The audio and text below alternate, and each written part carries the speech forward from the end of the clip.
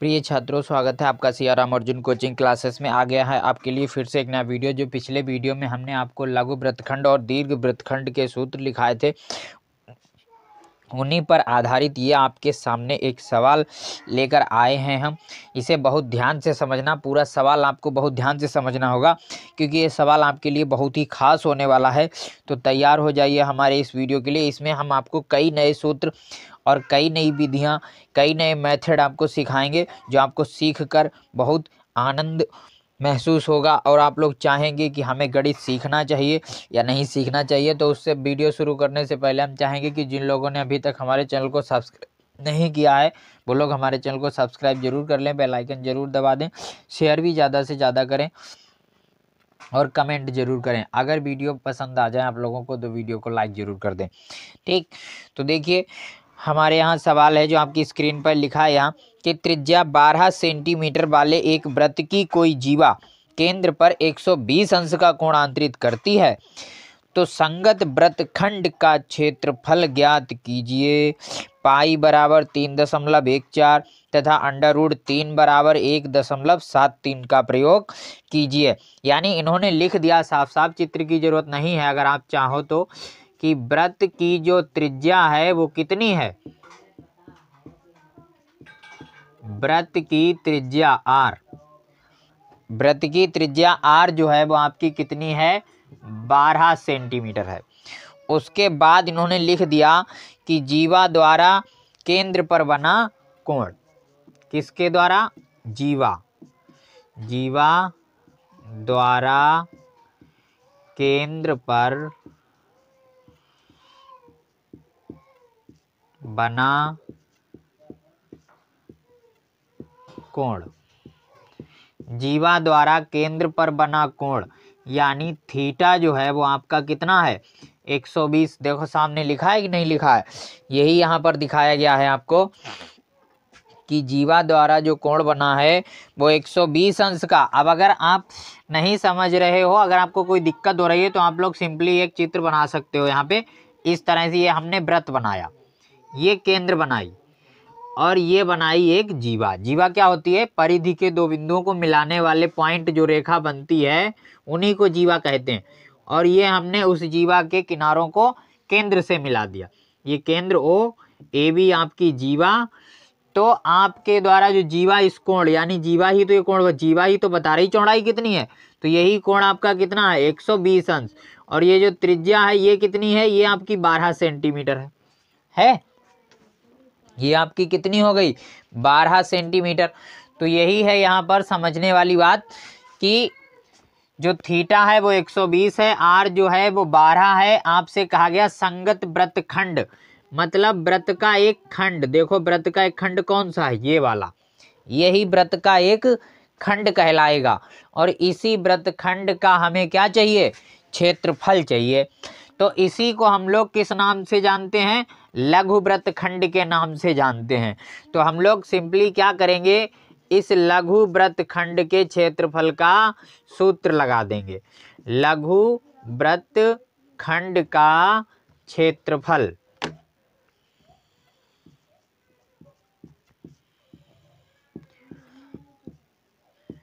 अब अच्छा लघु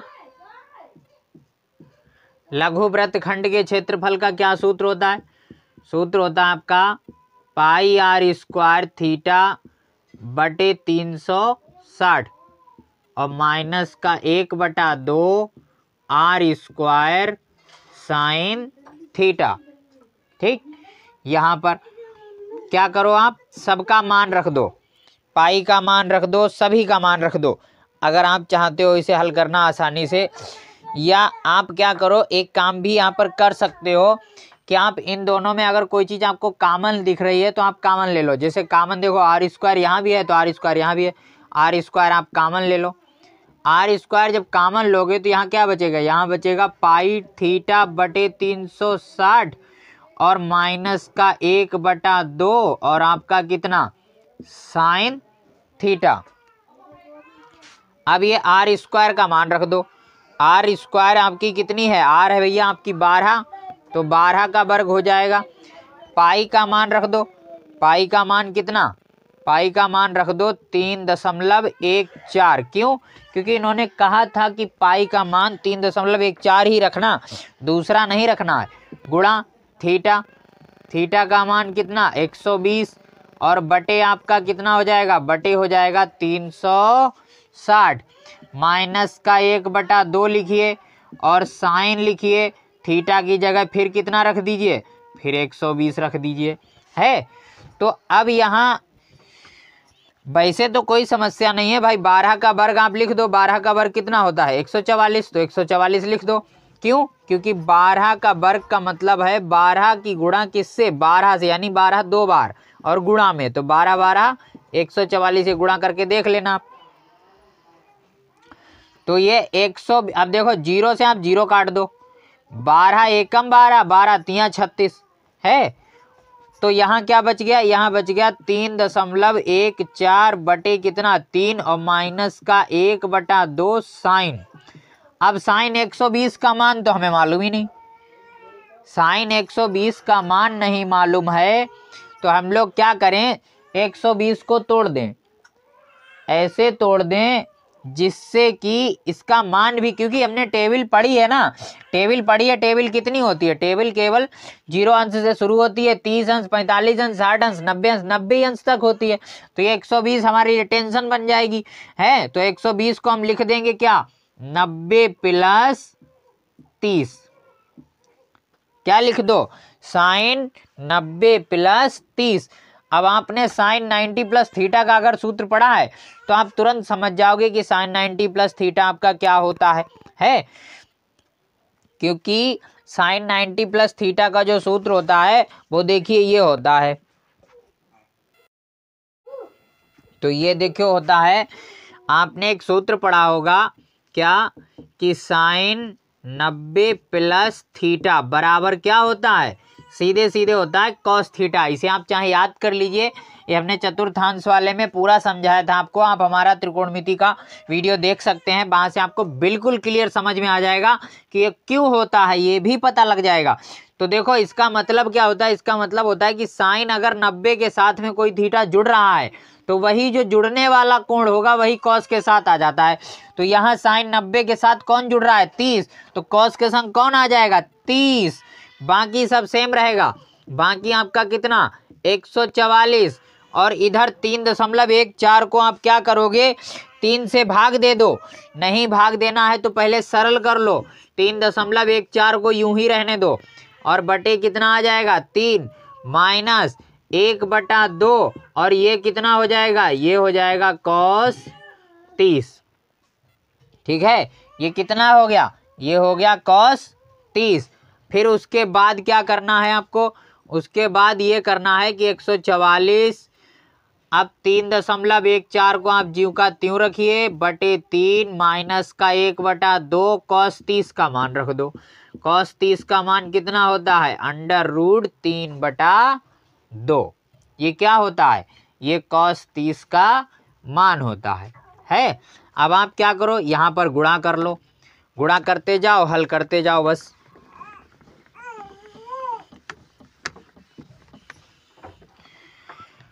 तो ये 144 तो आपका ज्यों का त्यों रहेगा, 3.14 भी सेम रहेगा बटे 3 माइनस का हो जाएगा √3/4।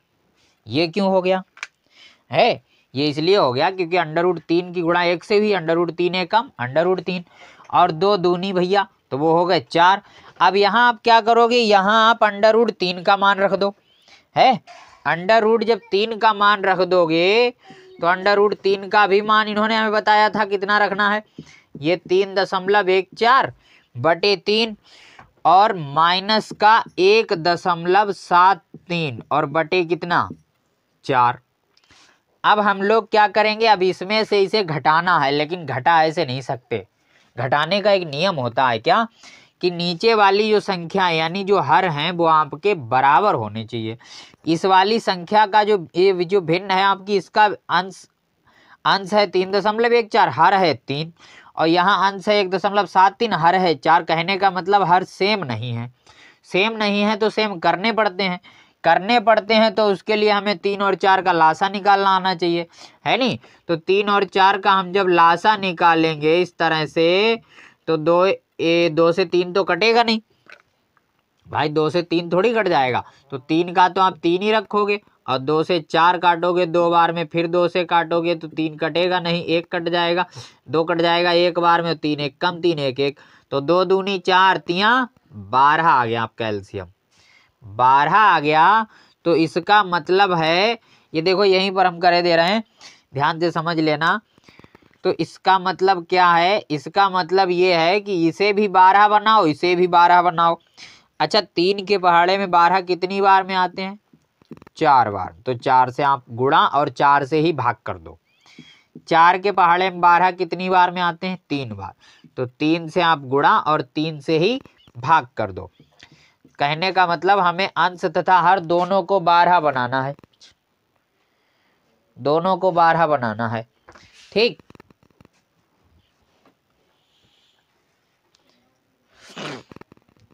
तो यहां पर अब क्या करना है, तो 4 की गुणा 3.14 से करोगे, करो।